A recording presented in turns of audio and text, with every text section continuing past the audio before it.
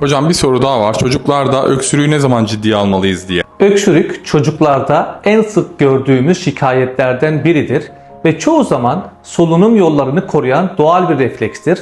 Ancak bazı durumlarda altta yatan ciddi bir hastalığın habercisi olabilir.